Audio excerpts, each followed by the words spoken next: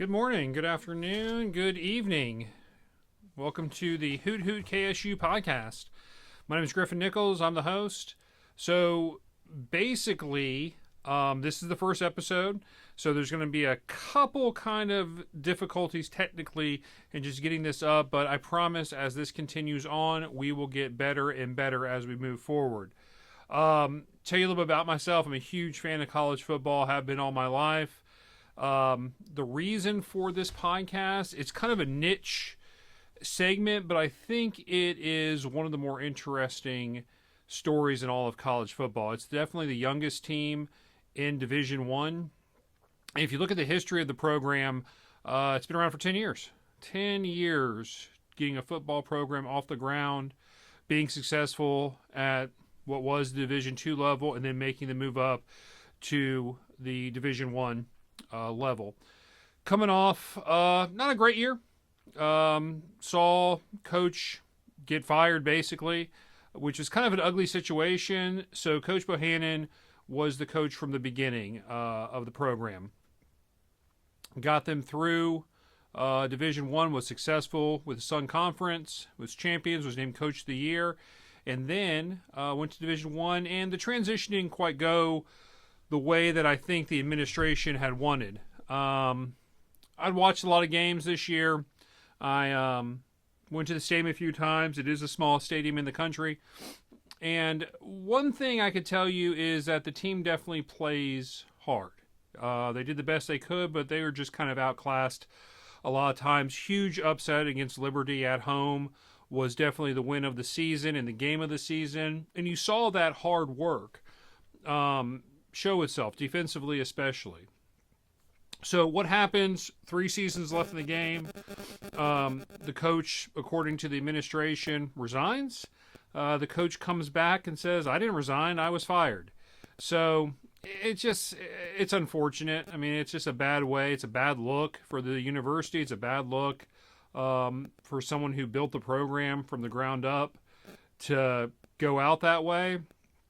I hate that it happened, but I don't disagree with the change. I just think it could have been handled with a little bit more class and everybody on the same page. It's just kind of an ugly divorce, and no one wants that. You know, you don't want to do that to somebody who brought you the whole way. And like I said, I think that the athletic director did not handle the situation very well.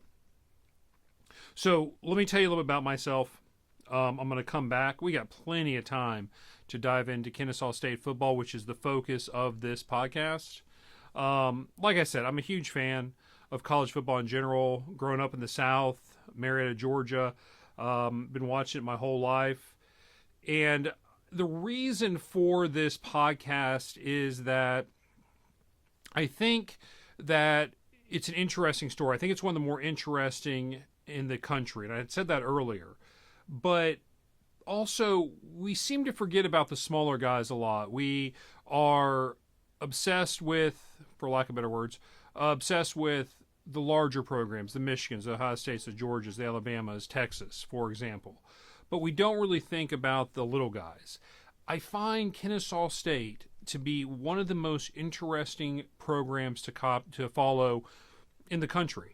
There isn't a saturation, an oversaturation of coverage for the university, but also because it's so young and because the rise that it's gone through, the meteoric rise it's gone through in the last 10 years, no other school's like that. There is no other school in the country that's like that. I mean, you're talking about these larger programs who can write a check to anybody. They've been around for hundreds of years.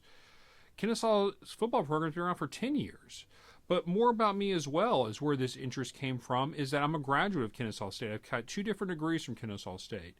To watch this university grow the way it has in such a short period of time is a wild story. When I first went to school there in 95, it was known as a commuter college. It was literally Kennesaw State College.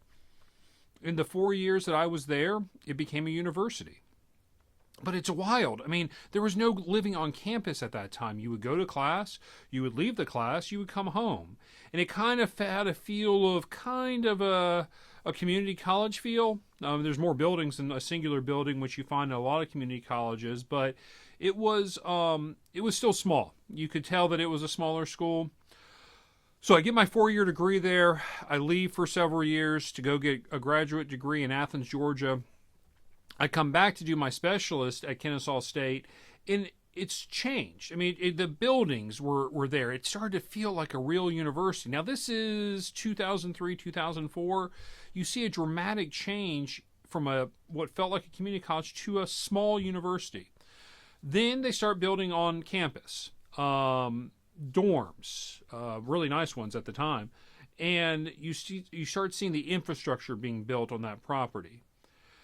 Time goes on. Baseball and basketball seem to be the main sports, and then they hire Vince Dooley, who's the former coach of the University of Georgia, to come in and start researching how to get a football program up off the ground. It takes several years. 2014, it's finally established, and in those 10 years, you look at what's been accomplished by such a small university, and it's growing and growing and growing.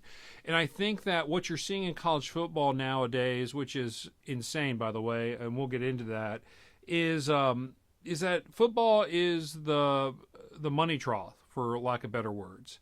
It is the one way that the universities can expand their brand, can bring in a lot of funds into the university in a quick period of time, and use that to better the institution and better all sports. But football is the driving force financially, for sure. When we look at the landscape of college football right now, I don't know. I mean, it's definitely needs to get under control. Right now, it's who's got the most money. That's really what it is. And you look at the universities that are up top, the ones that are competing for a national title, and they have a ton of money. People will say things like SMU's smaller school, got the death penalty in 1980, but SMU has billions of dollars.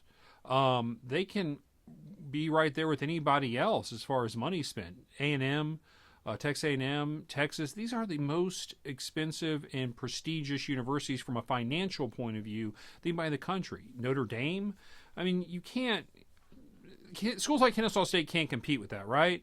But here's the problem: is what's going to happen is that if they don't get a handle on this, then it's just going to be those schools that are the most, that have the most money, that have the most funds. So there's legislation coming down that's supposed to kind of tailor this, that every team has around $20 million to spend on their roster in football, or their whole athletic, excuse me. And then on top of that, there is these collectives out there that can add additional funds. The idea being is that we're trying to get to a more even playing field. But, one thing that creates still is who has the largest collective fund and how do you compete. So we're kind of going to see. I think that they have to do something with the transfer portal. Now, there's good and there's bad with the portal. One is that if you're never going to start, you can go to a smaller school. If you're recruited by a larger institution, go to a different school and have the opportunity to start and play football. Awesome. I mean, I think that that's a great thing. I really do, versus just being on the practice squad your entire career. You have the chance to play at a smaller university and make a difference. Most likely, you're never going pro. So that's the positive side. The negative side is that the idea of loyalty is gone. That student athletes, football players will go to school at, like a Georgia, and they don't get what they want, and they're gone someplace else, whoever gives them the more money. I'm all about athletes getting paid, but I think that there needs to be some kind of agreement in place that when you commit to a university and you receive funds from that university, that you have to stay there for a period of time. I think that's the only way to kind of reel this in. Why do I bring this up? Well, I bring this up because of our topic, and the idea behind this podcast is Kennesaw State. Now, Kennesaw State obviously does not have the same funding as larger universities, but it's growing. Last year alone, I believe the football program brought in, with the contract with Conference USA with television rights, around $7 million. Now, to put that up against the basketball program brought in around $800,000. Those would be the two largest sports. So the money is there. I think that it is in the university's best interest to continue to invest in the football program. Now, this is the reason behind the change from coaching from Coach Bohannon to Jerry Mack, who was just named about a month ago. Now, we're going to have time to get into recruiting and everything like that. The date is December the 26th. The dead period is upon us. So we're going to have plenty of time to see who Kennesaw State brought in and what changes they made. But if I look back at Coach Bohannon, the thing that I am perplexed about is that the reason they were able to be so successful in the beginning is his background was an option-based attack. Went to school at the Naval Academy, worked with Paul Johnson, had experience at Georgia Southern, had experience at Georgia Tech, and then came to Kennesaw State, was running the triple option. That's what led them to get to the Division I level. When they got to the Division I level, it wasn't working, so they went more to kind of a pistol set, to kind of more of a passing attack. Now, anytime you go from an option attack to more of a passing attack, or even have that in the repertoire of offensive plays, the athletes make that happen. If you don't have quarterbacks, receivers, offensive linemen, then you can't do that. The idea behind an option was that you recruit to an option, you can have more athletic skill players and more athletic and smaller offensive linemen to be able to make that work. Look at Army, look at Navy, look at Air Force. These are teams that cannot compete with larger universities in football, but are competitive because they do this thing and they do it well. So that's where I think the mistake was made with Coach Bohannon the last couple years, and what led to this negative turnaround, this negative trend where they were just losing they were winning 3 games and then now 2 games. So a change needed to be made. You're losing money, but you're also not going in the right direction as far as record goes, as far as athletes go, as far as offensive and defensive systems. So Jerry Mack is brought in. Background he has at smaller schools, Delta State, Jackson State, Central Arkansas, Arkansas Pine Bluff. He was a wide receivers coach at Memphis. He was the head coach at North Carolina Central. He was the offensive coordinator at Rice. He was the running back coach at the Tennessee Titans, the University of Tennessee, and then he was the running back coach at the Jacksonville Jaguars before getting this job. So what does Jerry Mack bring to the table? Well, if you're not going to run an option, the only way that you can compete in a smaller university, is to do kind of a spread attack. High tempo, spread them out, and run, but go fast. Just like West Virginia did years ago with Rich Rodriguez, who, funny enough, is now back again. If anybody remembers the Appalachian State Michigan game where Appalachian State upset Michigan in Ann Arbor, again, a spread offense. You have a mobile quarterback. You don't know if they're holding the ball or they're handing it off, and you're throwing quick screens that kind of replicate a running game.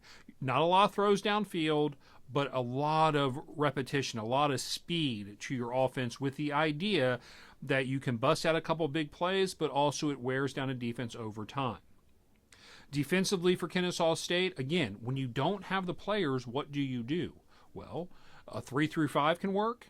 In any kind of zone can work a little bit, to where you aren't going to be able to stop larger teams who have recruited better on the offensive line. So what do? You send players from all different directions and try to confuse the offense. Also, I think that as a Kennesaw State fan, I think that you have to have some perspective of what the step is and what the goal is going forward with Kennesaw State. The first things first, go ahead and be successful at this level. The easiest way to be successful is through a spread offense. Then marry that with a defense that can keep you in games. A bend but don't break. Take advantage of what you do have if you have speed in the secondary and the second level. You're not going to have a dominant defensive line. You're not going to have a dominant offensive line. The school's too small and doesn't have the funds to have those things. So work with what you have. Once you start to have a successful season, you're on television more. When you're on television more, you can advertise more to your university, to what's happening at the university, and get a higher quality of player. It's a slow build. It's a slow process.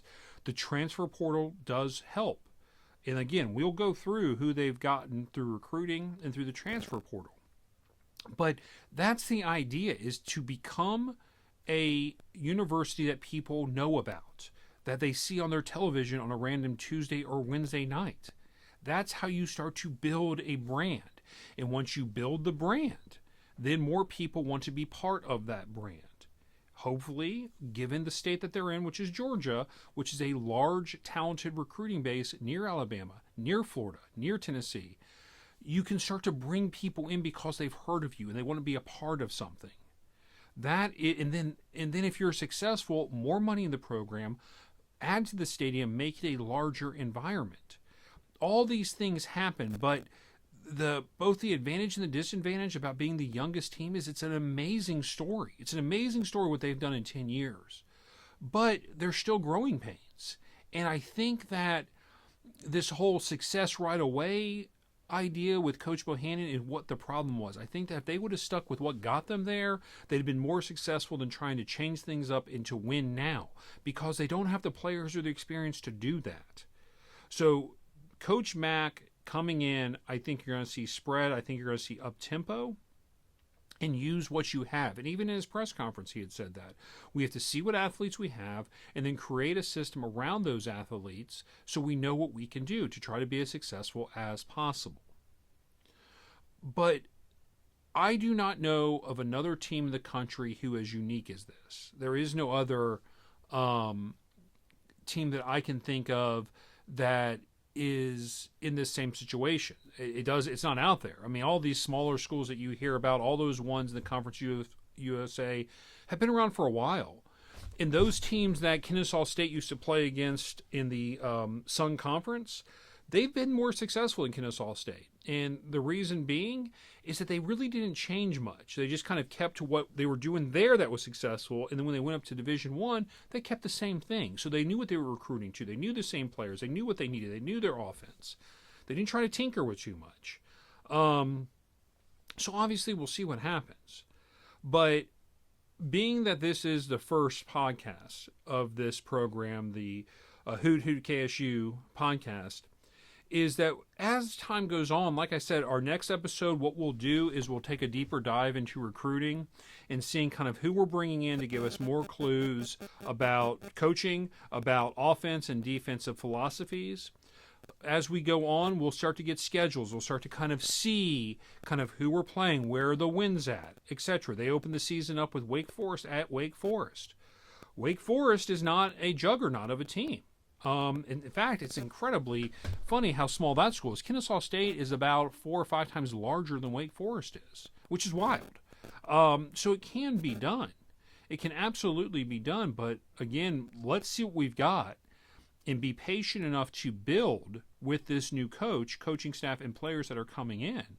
And then, hopefully the ball starts rolling in a positive direction, and Kennesaw State can take advantage of all the infrastructure it's built, all the goodwill it's built over the last 10 years. The alumni is growing, the fertile recruiting grounds here in the state of Georgia, and there is potential. But I find that this to be a fascinating story. And if successful, and it goes, then we were here right from the beginning, right when this transition was taking place, and hopefully become a player in college football. It'd be amazing. We'll go to games. We'll cover those things, kind of tell you what the experience is like. But I'm really excited. I'm excited to cover a team that I am an alumni of. That is exciting. When I graduated, there was nothing. I mean, there was, like I said, there's basketball, there was baseball, women's sports as well, volleyball, and becoming a university and having big-time football right down the road is wild to see how fast that has happened with this school. So I'm very excited. I hope you enjoy this first podcast. I'll do more, and I hope you join me on the ride, because I think it'll be something like no other school can produce in the country. Real quick plug for Tea Time. Tea Time, if you haven't been there, awesome. I don't get paid from them. I just love that place. I go with the brown sugar boba tea, and it gets me through the day a lot of times. And that's it, guys. Like I said, thank you so much for listening. I'll get more content to you. And hopefully we can experience this together. I'm excited to get this journey started, and I can't wait to talk to you soon. All right, everybody take care. Bye-bye.